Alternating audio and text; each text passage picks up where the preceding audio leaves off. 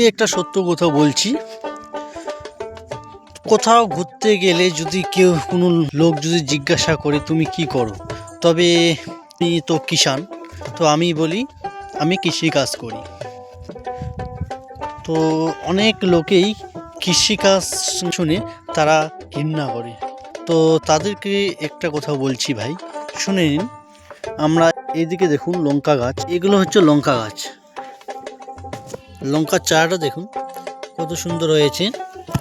আর একটা কথা বলছি, এই যে লঙ্কাটা যে তোমরা খাও, যেই লঙ্কাটা খাও, সেই লঙ্কাটা তুলতে গেলে অনেক মেহনত করতে হয়, বুঝতে পারছেন? এই লঙ্কা গাছটা প্রথমে এটাকে আমরা রোপণ করি, সেটা বীজ রোপণ করে সেটাকে আমরা পুলি হিসেবে ব্যবহার করি। পুলি এটাকে এইভাবে কেল ফাটাতে হয়। কেল ফাটার পরে তারপরে কি জল দিই, জল দেওয়ার পরে সেটা আমরা আবার ওষুধ পাতি নানা রকম থাকি, হ্যাঁ। দেওয়ার পরে এই যে ফুলটা দেখছেন আপনারা, এই যে ফুলটা দেখছেন, এই ফুলটার জন্য যে সেটা আরও নতুন করিয়া তো ওষুধ দেওয়ার লাগে। তো দেখো, আর এই যে সামনে এই যে ফুলটা দেখো, ফুলটা হয়েছে, দেখা পাচ্ছেন। আর তার সাথে সাথে লঙ্কা দুই একটা গাছে গাছাইছে। এটাতে এরা এই যে জল দিবার নাগে জল প্রয়োগ করে নিবে। তার সাথে সাথে এই যে লঙ্কা দেখো তোমরা একটা, সাধারণত এই যে লঙ্কাটা, এই যে লঙ্কাটা হয়ে গেছে।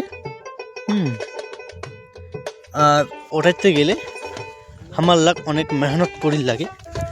আর সামনে সামনে দেখেন এপাকে আলুর চারাও দেখাবো তোমার তো আলুগুলো তো প্রথমে আলু কাটির নাকি, আলু কাটার পরে তারপরে বীজ রোপণ করি নাকি, বীজ রোপণ করার পরে সেইটাতে কেল ফাটেন নাকি, কেল ফাটে আর সেটাতে জল দেওয়ার লাগে। জল দেওয়ার পরে সেটাকে আবার রকম ঔষধ প্রয়োগ করি লাগে, করার পরে সেটা আবার ভালো করিয়া করি লাগে।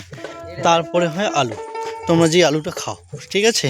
তো তাহলে আমার কৃষকরা কত রকম তাহলে মেহনত করে লাগে, তোমরা এটা একবার ভাবো। আর তোমরা বলো কি এই কৃষিকাজ করে, একবার যদি কৃষিকাজ এর কথা বলা হয় কোনো মানুষকে, সেটা কি করে কৃষিকাজ করে। আবার অনেকেই ঠোঁট এইরকম করা, হ্যাঁ। এই যে দেখো, তো সামনে কবির চারা আছে, কবির চারা তোমার দেখা সময় দেখো, এটা হচ্ছে কবি, ঠিক আছে? এটা হচ্ছে বাঁধাকপির চারা। দেখো এই যে বাঁধাকপি এখানে আছে 2 বিঘার মতো আছে। দেখো এটা হচ্ছে বাঁধাকপির গাছ। আর সামনে তোমরা দেখিবেন এটা কিনা আলুর গাছ আছে। এই দেখো আলুর গাছ, এটা হচ্ছে আলুর জল দেওয়া হয়ে গেছে। এরা কি ওষুধ প্রয়োগ করে লাগিবে, এই দেখো এটা হচ্ছে আলুর গাছ, হ্যাঁ। এই যে আলুর গাছ, এই দেখো এটা হচ্ছে আলুর গাছ, ঠিক আছে?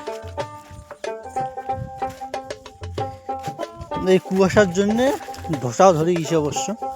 দেখো আলুর চেহারাটা একবার দেখো কত সুন্দর হয়ে গেছে। তো এটা জল দেওয়া হয়ে গেছে না, এই জল দেওয়ার কারণে আলুর চেহারা আবার উঠে গেছে ভালো করিয়া। দেখো তোমরা, ঠিক আছে?